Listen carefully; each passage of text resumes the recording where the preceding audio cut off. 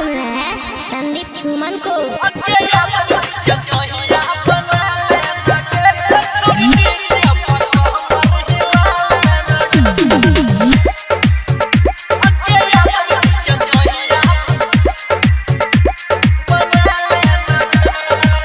करबो ने गलती कोनो छौरा रे हाल में छुओने देबो अपन गोरे गोरे गाल में। कब साबुन लगोने छाकी गए की बुझले बुझ गेलियो।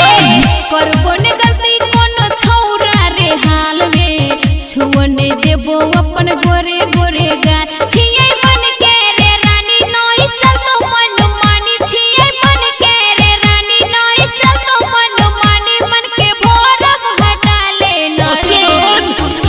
आगे यादव जी के सोहिया बना ले नगे छोरी डीजे पक हमर हिला ले नगे।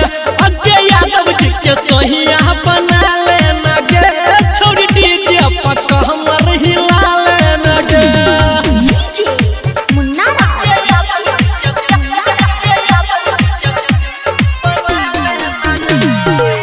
की बाजार मधुबनी। आप सुन रहे हैं संदीप सुमन को। कट देव छोरा हम बिछावल जाल रे। मन ब्याज बात कर देव माला माल गे। मन ब्याज बात कर देव माला माल गे। कट देव छोरा हम बिछावल जाल रे। मन ब्याज बात कर देव माला माल गे। छिए हमरे दीवानी जना पोखरी के पानी छिए हमरे दीवानी जना पोखरी के पानी अपन मुंह हटा ले न रे। तो सुन आगे कामत जी के सोहिया बना ले नगे छोरी डीजे पक हमर हिला ले नगे। आगे कामत जी के सोहिया बना ले नगे छोरी डीजे पक हमर हिला ले नगे।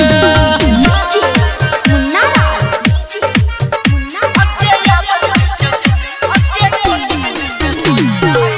की बाजार मधुबनी।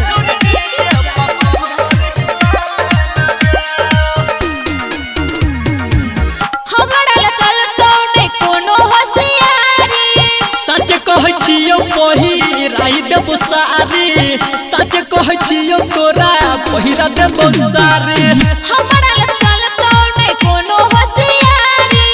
सच सच आती पहिराई देबो सारी। राइटर हर भजन सुने संदीप सुमन। राइटर हर भजन सुने संदीप सुमन। लागल भोकू छोरा ले न रे। हम पंडित जी के सहिया बना ले